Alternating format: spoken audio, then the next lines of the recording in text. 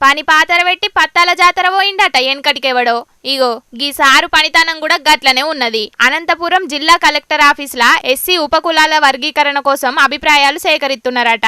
ఈ meeting law commission chairman, జిల్లా collector sir, కడమ జిల్లా ఆఫీసర్లందరూ సీరియస్ గా డిస్కషన్లు ఎత్తుంటే ఇక జిల్లా రెవెన్యూ ఆఫీసరు మలోల సార్ను చూడుండ్రి ఏం చేస్తున్నాడో.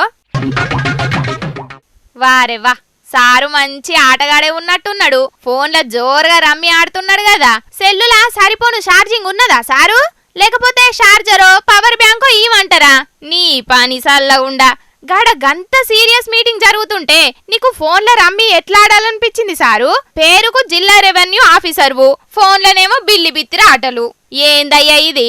గింత సీరియస్ మీటింగ్ లా చుట్టూ గంత మందున్నారన్న భయం లేకుండా గీ తిరగ రమ్మి ఆడినవంటే ఇక డిఆర్ఓగా నువ్వు డ్యూటీ ఎంత సిన్సియర్ గా చేస్తున్నావో అర్థమైతేనే ఉన్నది అని గట్టిగా అరుచుకుంటున్నారు వీడియోను చూసిన వాళ్ళందరూ. ఇక ఈ వీడియో వైరల్ అయ్యే వరకు గాయన మీద ఎంక్వైరీ చేసినాం అని చెప్తున్నాడు కలెక్టర్ సారు.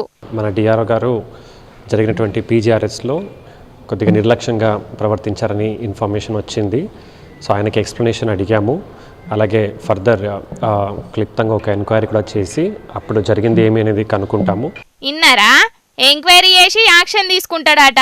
కండ్ల ముంగట వీడియో కనబడుతుంటే ఇంకా ఎంక్వైరీలేందో కదా. కొలువులు లేక ఏండ్లకేండ్లు చదువుకుంటా చాలా మంది అష్ట కష్టాలు పడుతుంటే పెద్ద పెద్ద కొలువులు చేసేటోళ్ళేమో గీ తిరిగా మీటింగ్లల్లో రమ్మిలాడుకుంటా ఉంటారు.